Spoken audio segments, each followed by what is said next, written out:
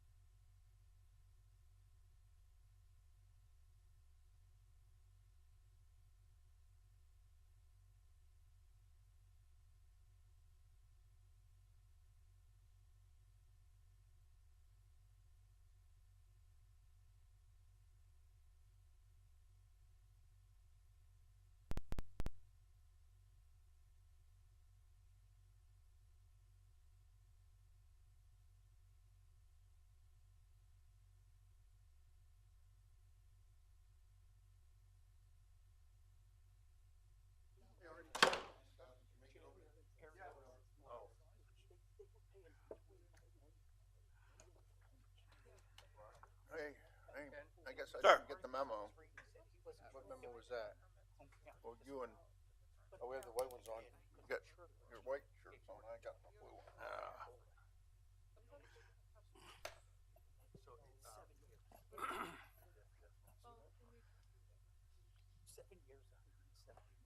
Introducing the first 6 o'clock.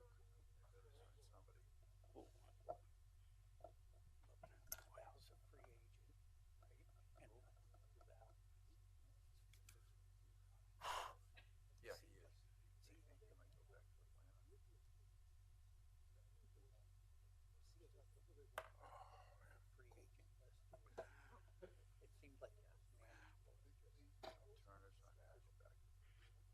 Not a real good night to be outside. Not at all. That's why I sit It's gonna be like this till 5 o'clock tomorrow morning. Yeah, It's gonna rain harder after midnight. good sleeping weather. I'll be Good asleep. sleeping weather. I'll be asleep. I don't know about that. Sounds like a light. I watched that game last night. Eagles were lucky to win. No luck. They were lucky. We played They it. were outplayed. Don't even kid. We were playing that. We were playing Listen, I'm an hockey. Eagles fan, but that doesn't mean I'm gonna just say they look good. They didn't. The defense was good. Patrick Mahomes looked good. I don't like that man. I just like his play. I don't know the man. They look better than the Kansas City Chiefs. They look better. That's all they had to look better by 4 points.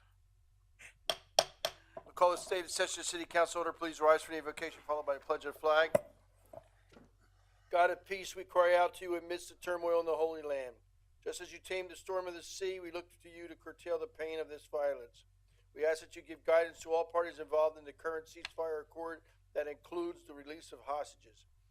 May this imminent agreement come to fruition quickly. Amen. I pledge allegiance to the flag of the United States of America and to the republic which stands one nation, under God, indivisible, with liberty and justice for all. Roll call, Madam Clerk.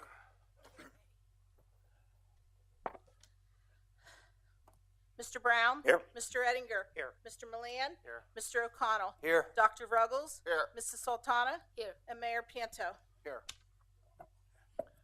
At this time, we'll have the approval of the minutes. Approval agenda. Agenda, I'm sorry. Okay. Move to approve. Second. Move to approve, seconded, any discussion? Roll call. Mr. Ettinger? Aye. Mr. Milan? Aye. Mr. O'Connell? Aye. Dr. Ruggles? Aye. Mrs. Sultana? Aye. Mayor Pianto? Aye, now and we'll have. Mr. Brown? Aye. Now we'll have the action on the minutes of our November 8th meeting. I'll move the minutes. Second. Moved and seconded, additions, corrections, or deletions? Roll call, Madam Clerk. Mr. Milan? Aye. Mr. O'Connell? Aye. Dr. Ruggles? Aye. Mrs. Sultana? Aye. Mayor Pianto? Aye. Mr. Brown? Aye. And Mr. Ettinger? Aye. And public comment on agenda items only?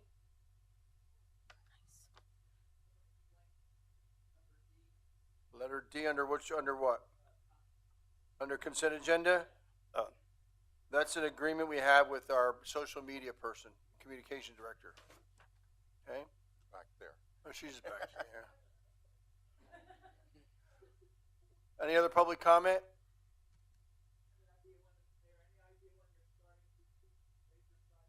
This project gets started now, as we do, now that that one we're working on right now. It's still a go, obviously, but, and they own the property, we already sold the property. We have, I would say spring would be the earliest, but I think the latest would be late summer. Which one's spring, Mayor? Spring is Confluence. And what's the other one? Marquee has already started. Consent agenda, Madam Clerk? Under the consent agenda, we have resolution approving a COA for 56 North 3rd Street. Also a resolution approving a COA for 15763 Northampton Street. A COA approving a COA for 141 147 Northampton Street. A resolution approving an agreement with Tracy Warner doing business as Blabbermouth for 1 year. And then a resolution stating the days that there's going to be free parking in both the 4th Street and the 3rd Street parking garage. I'll move the consent agenda. I second. Moved in second, discussion. Roll call, Madam Clerk. Mr. Brown? Aye. Mr. Ettinger? Aye. Mr. Milan? Aye. Mr. O'Connell? Aye. Dr. Ruggles? Aye. Mrs. Sultana? Aye. And Mayor Pianto. Aye. There's no reports received by council. We'll move right on to committee reports. Councilmember and Vice Mayor Ken Brown, Finance. Thank you, Mayor. This evening we'll be introducing the 2024 budget going in to the new season. Also have on the agenda tonight a resolution approving a change of name for Nesconi Park. And I'd just like to thank the mayor, county exec, also Susan Wild, Representative Bob Freeman for the nice citation that was given to Miss Lawson, who is 110 years of age. Very young. And she is the oldest resident in Easton and also the oldest in Northampton County. She was very taken aback by it and very interesting. Her daughter is 93 and her daughter's husband is 90. And they're just great people. Mayor, I want to take a little time on my report and just to give you, Council, I know you received it. In fact, I want to give you a hard copy. Pass it that way.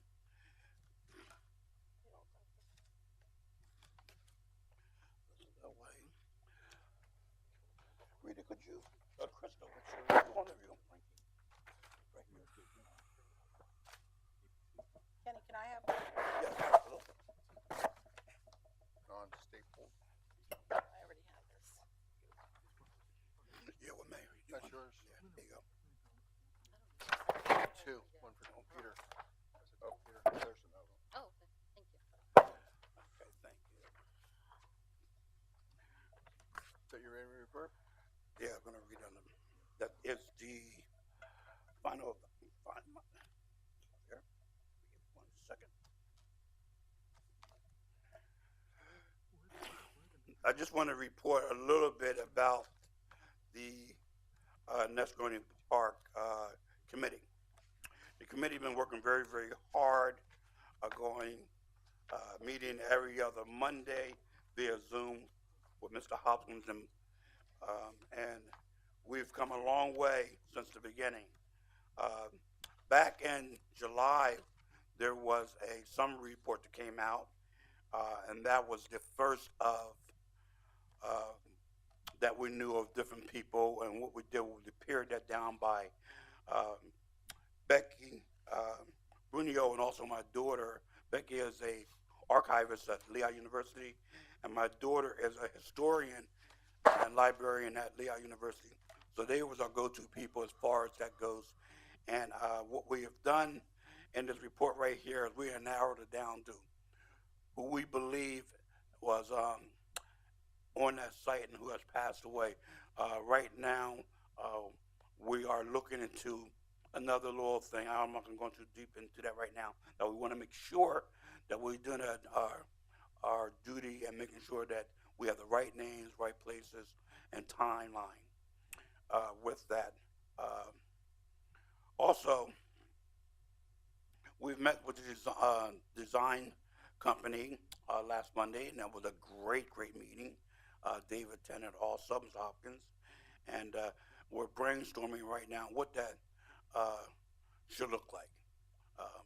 I think the end result is going to be a beautiful place where people can come, have some solitude, have some memory, and just reflect. The one thing I thought was interesting for my own self was, let me just pull this up real quick here.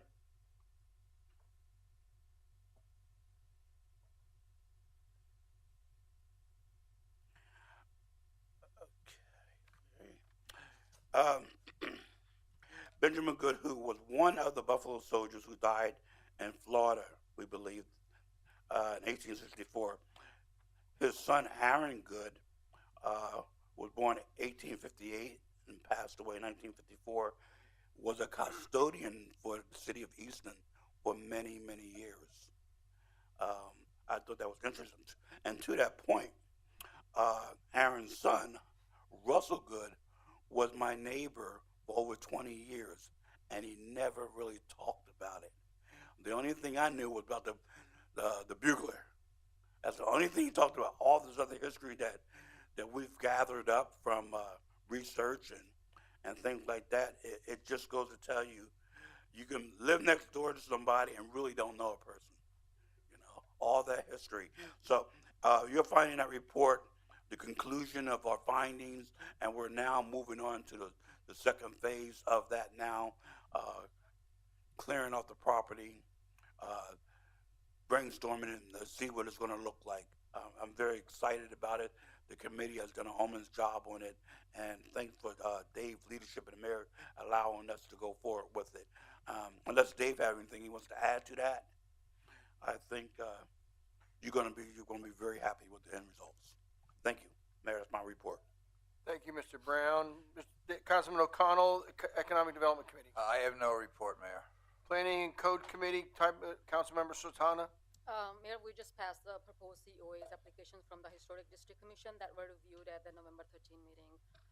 Just want to repeat the HDC recommends approval that we just passed to the proposal to install restaurant signs at 56 North 3rd Street, the proposal to install a hanging sign at 157 to 63rd Northampton Street, proposal to install a vinyl decal listing product on the front window at 141 to 147 Northampton Street.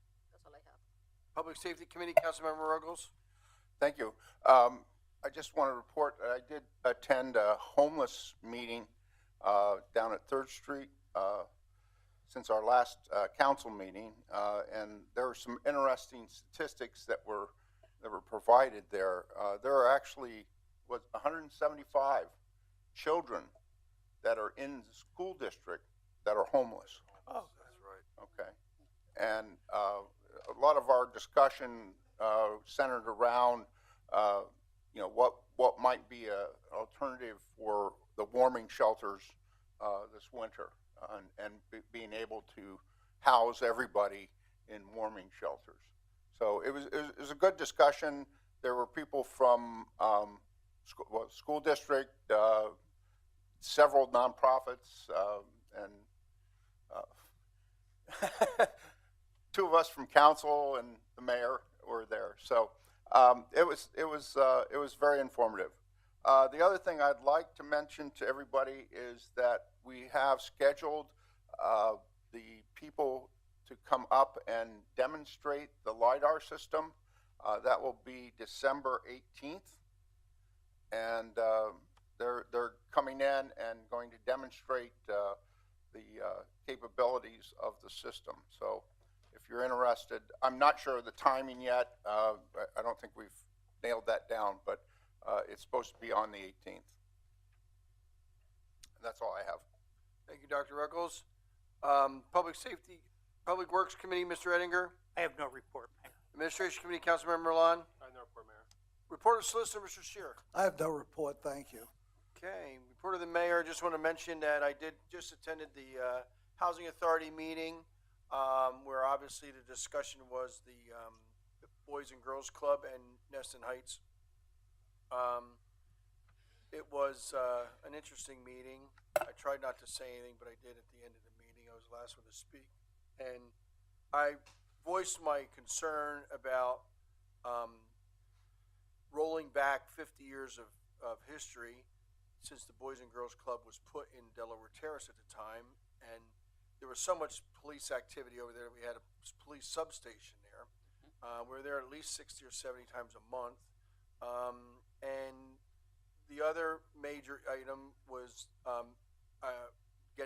unrolling 50 years of history, where the Boys and Girls Club was always a star tenant that they espoused by the Housing Authority as something good that they did for low-income people. And I told them how much I really liked what the Housing Authority did in the past, and I don't want to see it unfurled in the future. And the second thing was the fact that the Housing Authority took a vote, a motion, and it passed, led by the director, several months ago, that wanted to change Penrose from managing the Nesson Heights project to doing their own. And if we know about how the Housing Authority does their own, we just have to look to the Harlan House, the Walter House, and the Bushkill House. The three senior housings are much need elevators, bed bugs, and drugs, and everything else. And I spoke to them about the need to keep Penrose in place. Penrose is actually losing money, and so the director said that they didn't move forward with getting rid of Penrose because they found out that Penrose was losing money, so they didn't want to take it over because they didn't want to lose the money. So, and they also talked about not having a plan for the Easton home, which I thought was kind of funny since they spent $2.5 million for it, and now they don't have a plan for it. It's because even if we get the Choice Neighborhoods grant, it'll be 2 to 3 years before we actually do anything with that site. So that was interesting to learn. The other thing is the projection units in downtown are getting a lot of notoriety on social media. People, they don't know what they are. I did work with Mr. Kingsley and the 3D art group out of the Circle Systems building in the Westward, who we are contracting with to get them.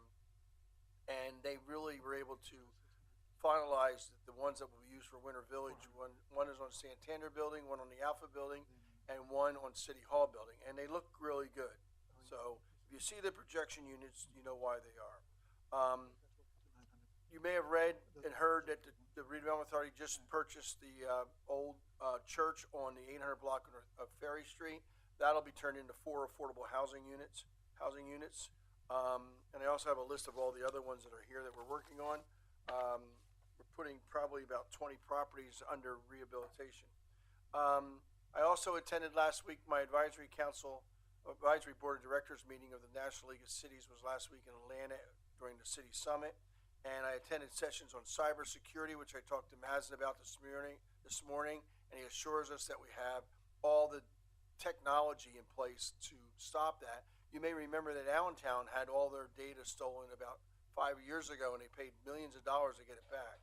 So we're worried about ransomware, and he assured us. But we're also going to now have training for employees to make sure that they change their password and don't click on things that they don't know where it came from. The Winter Village opening, we had over 4,000 people attend the opening. I want you to also know that we had 26 police candidates that are now down to a list of 20 that are passed. This is a very few, considering that years ago we used to get 100 to 200 people try out each year, each practice. So they have the Civil Service Board certified the list of 20. David, why don't you? I was going to give a trash update, but since you're here, why don't you give an update on what we think the trash will be next year, what you're working on, 3 days versus 4, et cetera. So we had a kickoff meeting with Whitetail Disposal, who's the city's new collection and transporter for trash and recycling. You may recall they were the low bidder when we went through the bidding process. They'll be taking our trash to the Bethlehem landfill, which is also a change for us. We've been working on schedule, and they want to, and we're going to be putting this in print and getting cards out to all the homeowners in the city. But the plan is to do north of Route 22 on Tuesday, between Route 22 and the Lehigh River on Wednesday, and all of South Side on Thursday. And there's some logic behind what they want to do. It avoids some Monday holidays. It also avoids when they have to push going to the landfill on Saturdays, which can be problematic. A lot of times the landfill will close at noon or earlier, which doesn't allow them to really finish the route. And then we struggle on Monday to catch up from the Friday route, or the Saturday route, rather. The one confusing thing that we really need to communicate is that, of course, on the very first week, there's a holiday, which even though we don't have, it'll be New Year's Day on Monday.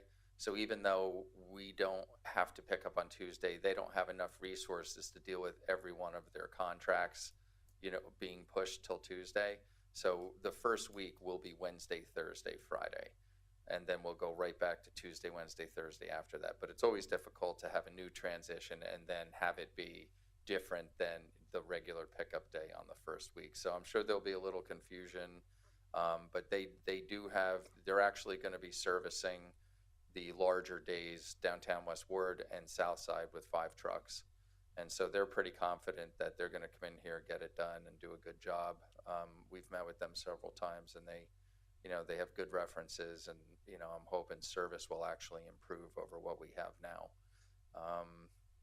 Any questions? Dave, I have one. What day on Wednesday? What location? So Tuesday is north of Route 22. Right. Wednesday is between Route 22 and the Lehigh River, and Thursday is the south side. Thank you. You're welcome. Thank you, David. Any Okay. questions from council? Thank you. Just want to let you know that Time Restaurant in the Commodore on the top level, on the rooftop and indoors, will be opening by the end of, they still expect to open by the end of the year. Lewis and I were there about a week ago, and it was well under construction. You didn't hear Lafayette College won the Patriot League championship by beating Lehigh soundly on Saturday. You will see a banner in downtown Easton commending them. You may see some signs that have gone up already. I saw some yard signs today commending them on their thing. Just want to also let you know, if you haven't heard, it's pretty big news for me. I think it's great. The vice presidential debate in September of next year will be held at Lafayette College. So that's really a good coup for them. And I also want to just mention that this Thursday is Thanksgiving. The football game is in Easton. The chief and senior staff has been involved in a lot of the preparation to make sure everything goes as planned without any incident. And I just wish everybody a happy Thanksgiving, and look to see everyone at the opening of the peace candle lighting on Saturday night. Friday night, I will be joining all the children and the Big Easy Easton Brass Band, going down to the first Christmas tree from the Circle, singing some holiday carols on the way down, and having one of the children light the first Christmas tree. Are you singing? No, I'm not singing. I'm a baritone like Frank Sinatra, but most people ask me to sing tenor, 10 or 20 miles away. Bada bing, bada boom. All right. Moving on to correspondence. So, Mayor. Lewis. Oh, Lewis, I'm sorry. Yeah, it's okay. You got a big report. Right. So being introduced tonight, my report's going to focus just on the budget and some of the changes that we made based on all of the discussions. So I'm just going to highlight several of them because you all have received the summary in your packet. The summary is at the end of the actual budget. So then you'll see the changes. So let me talk about a couple of them just so we're all on the same page. As I'm going through this summary, you'll notice that on the right-hand side, there are notes, and we put some notes in there so you can reference those notes if you like. Obviously, if you look at the budget as a whole, which you have been doing, you've seen what all the different percentage changes up or down that have been put into the budget, and you've heard the director speak at each of our budget workshops. So the first one I do want to know is earned income tax. We moved that from 2 to 3% based on our discussions. So that's one of our first highlights. The second big item that I want to note is the parking meter rates. So the parking meter rates are at $1.50 throughout all of the meters, and $2 in Center Square and the spokes, so to speak. That's 3rd Street and Northampton Street. So the one block each, the 2 blocks that go into the spoke. So I just wanted to be clear on that. And then And the surface lot, right? in the surface lot, that's correct. We will be making the administration will be amending the ordinance as well for the next meeting, but that's just administrative stuff, clean up now that council, hopefully when council approves this budget. And then the other item that I do want to bring to your attention is the parking facilities here. I think we had some discussions of moving the 901 fund into 101, and that's primarily driven by the fact that the parking authority, the authority proper, while it's still on paper an authority, technically there's no budget there because the assets are owned by the city. So we moved the 901 fund back into 101. It just creates better administrative efficiencies. Yes. Is that board defunct? Well, it's not defunct. It still serves a purpose, and it's for appeals. Okay. But it's not a fiduciary, if you will. You will have a recommendation after the first of the year to change the name of that from Parking Authority to Parking Ticket Appeal Board. Yeah. That makes sense. Right now, we have the Deputy Finance Director, Peter Corey, as you all know. He's attending these meetings. He's preparing statements. And we have a lot of other things that we need to have him focus on. So this will help out that and several other items in which I know that Public Works, when they have to do maintenance on the garage, you know, there's sometimes delays, et cetera, because we need approval from the board there, and then we take the money, et cetera. None of that money ever stays, if revenues exceed expenses, none of that money ever stays in that fund. It always moves over to the general fund at the end of the year when we reconcile the books. So there's zero need to keep that fund, if you will, on the books as you see it today. So we're moving that to 101. And then that's it. And I think, was there anything else, Mark? No, those were the main points. So if you have any questions, please feel free to bring them up now. If not, Mayor, that ends my report. Thank you, Mr. Campos. Move on to correspondence. There's no correspondence, no unfinished business. New business, Madam Clerk. We have Bill number 38 being introduced by Mr. Ettinger, which would amend Section 285-56. It's the pool fees of the Code of the City of Easton.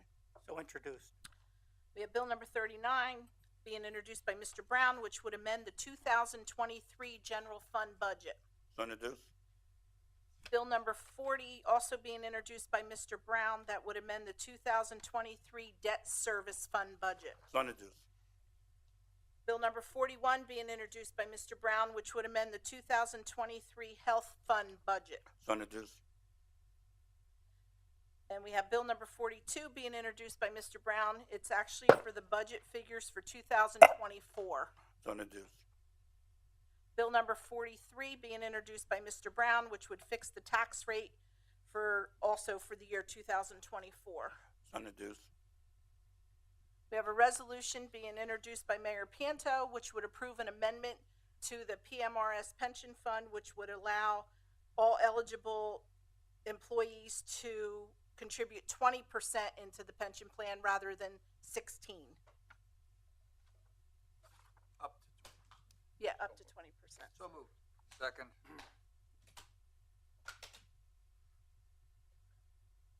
Mrs. Sultana? Oh, I'm sorry. It was moved and seconded. Aye. Mayor Panto? Aye. Mr. Brown? Aye. Mr. Ettinger? Aye. Mr. Milan? Aye. Mr. O'Connell? Aye. And Dr. Ruggles? Aye. We have a resolution being introduced by Mr. Ettinger, approving a proposal with in situ form technology for the lining of the sanitary sewers located along Site Street and Canal Street at a cost of $197,000. So moved. Second. Moved in second. Discussion. Yes, I'm glad to see that being taken care of. As we all know, we've been dealing with that for years. I think this is going to help us tremendously. Yes, and I'm glad that the public doesn't understand it, but we've lined, and David could give us the statistics of how many miles of storm sanitary and water lines we've relined, and well, not water lines, but sewer and storm sewer, and without digging up any streets. And so the public doesn't see that. So there's been some things on Facebook about why are we not replacing lines instead of putting up arches, and they just didn't understand it's two different buckets of money. But the good news is they don't realize how many miles we've done because it's been done mostly at night and mostly with in situ form, which is a technology which relines the inside of the pipe so you don't have to dig up the road. That $197,000 would probably be well over $500,000 if you had to dig up Canal Street and State Street. Jeez, well over. Well over. Roll call, Madam Clerk. Okay. Mayor Panto? Aye. Mr. Brown? Aye. Mr. Ettinger? Aye. Mr. Milan? Aye. Mr. O'Connell? Aye. Dr. Ruggles? Aye. And Mrs. Sultana? Aye. We have a resolution being introduced by Mr. Brown, requesting that the Nesquehoning Street Park, located at 325 Nesquehoning Street, be renamed as the Nesquehoning Street Memorial Park. So moved. Second. Moved in second. Discussion. Roll call. Mr. Brown? Aye. Mr. Ettinger? Aye. Mr. Milan? Aye. Mr. O'Connell? Aye. Dr. Ruggles? Aye. Mrs. Sultana? Aye. And Mayor Panto? Aye. We have now at this time public comment on any agenda item dealing with the city of Easton. Any item. Any item. Mr. Hopkins.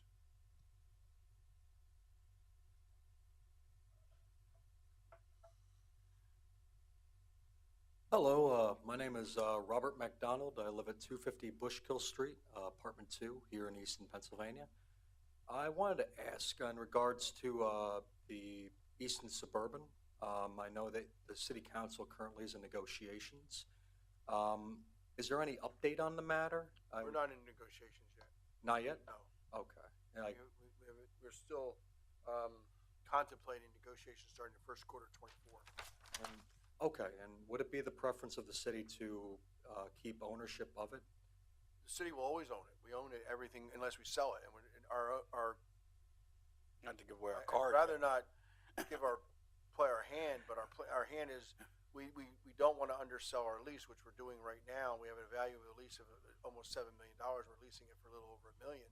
And we have an asset worth $200 million to the citizens of Easton.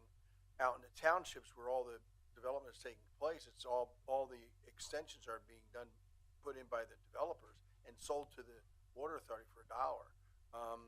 So the growth is helping them, but it's not helping us. And we just want to make sure that since we are a regional authority, that we don't want them to have low property taxes and low water rates. And I made the commitment that if we have an agreement and we can come to an understanding and sign a lease that gives the city more money and it would need a property tax increase, I would reduce water taxes, water fees, whatever the property taxes would be, because I think the residents of Easton should deserve the benefit of ownership rather than just giving everything away to the townships. Okay. We did it with wastewater back in 1976. Yeah, 1976. We joined in a regional water and sewer authority. That's a regional authority where every municipality has a weighted vote, and that's not going to be changed. But the city owned that sewer authority, that sewer plant, and the one mayor was fighting it, and a new mayor came in and agreed to create it. And because the former mayor basically was saying, if you want our sewer, then you join us. And nobody voted to join us. They overwhelmingly voted against it in the townships. So, but the new mayor came in and didn't want the consternation and tension with the other municipalities. So we just basically gave away we didn't give it away. We still own whatever was there, but we don't control it anymore. The good news was the compromise was that the city employees still run it, and they're still employed by the city of Easton. And the board for the sewer authority has a very weighted Easton component on it. Okay. That's very good to know. Thank you so much for answering my question. Mayor, if I may just comment on the process, because in light of this citizen's question, there's a possibility we're going to get questions on and off. Right now, we're in a lease that has many more years to go, but not that many, because this whole thing came to our attention when we sort of asked matter-of-factly, because we had cooperated matter-of-factly when there was financing needs by the water authority, and we needed to consent because the city of Easton had a legal ownership interest. When the request came for financing for a facility that served the water authority but actually wasn't even located in the immediate city environs, the realization came up, and I think I raised the question at the time when I was reviewing it, that they're asking for us to guarantee, that's what it was, guarantee a bond that was going to be like 25 years, which meant beyond our current lease. And that's when, we said, wait a second, we can't just agree to these things because our lease is actually due to expire. So the process is going to, we have a couple of years. The whole idea is that it gives us the flexibility to work within a time frame and a reasonable basis to consider all options. But these kinds of negotiations really have to be done.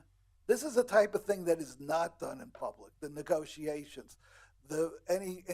Any results of those negotiations and recommendations does have to go to the public with ample opportunity to express themselves. But the prodding of questions, which is legitimate of any citizen, is just compromises the ability of every member here to say, this is a negotiations. It's like when there's litigation pending and you say to the press, I have no comment because it's in litigation. We should just, the city council, my recommendation is to just say, this is under deliberation. It's perfectly fine way to deal with it because the public will have every opportunity, whatever the outcome is, to be involved, participate in the debate before any before any action can be taken. So I just wanted to say that because it's going to happen, and I think really the best thing to do is say, I'm listening to you, but we can't comment. So, all right, thank you. And the only reason I did, Robert, is because we do have a third option. We could just take it back. We can take it back. The whole system, it's ours. So it would mean going through PUC for everything outside of the city, but we could take it back. Well, if I may, the one comment I would like to say is I know that as a citizen of the city of Easton, I would definitely prefer that it stay within the city's control, because you always hear news stories and reports about failed water systems that are out there in the country, out here in the Commonwealth of Pennsylvania, that have been privatized, and That is a deeply worrying concern for me, and I'm sure many other people here in the city. I can tell you that my sister, we just talked about this morning at the staff meeting. My sister lives in the northern part of Palmer Township, serviced by a private company. Her water rate just went up $20 a month. So, No swimming. and her stormwater fee went up $20 a month in Palmer Township. Ours is $7.80, so 86 cents or so. Thank you. No, thank you so much. Thank you, Bob. Anyone else like to address City Council? If there's none, I want to say something. First of all, I want to make an announcement. I'm hosting a Thanksgiving dinner. It's free for the community. Anyone can eat. It will be held on Easton Community Center, 901 Washington Street. It will be on Saturday at 5 p.m. and it's open for everyone. Following that, I just want to say a few words, as we had a very nice meeting today with no emotional citizens speaking for humanity. I just want to remind everyone that as of today, November 21st, over 15,000 Palestinians and Israelis have been killed in the Israel-Hamas conflict, including 56 journalists, 46 Palestinians, 4 Israeli, and 3 Lebanese, and over 100 UNRWA aid workers, 20,000 injured, and 1,600 missing or under rubble, totaling over 35,000 killed or injured. Over 56,000 units, 253 schools, 124 health facilities, 80 mosques, 3 churches, and 135 press headquarters have been bombed and leveled, and 1.9 million civilians are displaced. And by the way, those numbers are not coming from the Gaza Health Ministry, but from the United Nations Organization, which was created by the United States itself in 1945 to maintain international peace and prevent future wars. Yes, Israelis are ally, but I say this again, no amount of aid or allyship can justify the killing of 13,000 civilians. Sad that people have to deny reality and distort the truth to dodge the existential trauma of supporting 46 days of brutality. And unfortunately, we have reached a point where people are more offended by words and slogans than by actual genocide. The propaganda of Israel has a right to defend itself has turned into Israel can do whatever it wants, and no one will stop it. Water supply sources, power grid, hospitals, churches, whatever allows for habitability, it's been bombed. This is the deadliest genocide of our generation. If children are dying somewhere, all humans are guilty. The reason I refuse to stay silent is that the people and children of Palestine, especially Gaza, cannot afford my silence. As the devastation in Israel and Gaza continues to claim more lives and displace more people, our calls for ceasefire grow wider, louder, and stronger every day across the United States of America. There are 40 Congress members who have called for ceasefire now, and millions are demonstrating all around in the United States. And I want to take a moment and call again on Congresswoman Susan Wild, John Fetterman, and Bob Casey to join the call for ceasefire. There is nothing humanitarian about giving innocent civilians a 4 hours break before they are bombed. That's all. Anybody else? Want to talk about international politics? I was just watching CNN to get an update. Glad to see that there's a ceasefire in the works. I hope it's imminent and it comes to fruition quickly. But I was at the National League of Cities, and I was elected to the advisory board, and it was interesting to see those 30 people around the room. They talked about the lack of civility in city councils and townships around the country, local officials being harassed and threatened. And we got on the subject, we went around the room and asked what our city council meetings are like. And I said, up until 2 weeks ago, our meetings were always cordial. It was, as I like to say, we draw circles, we don't draw lines.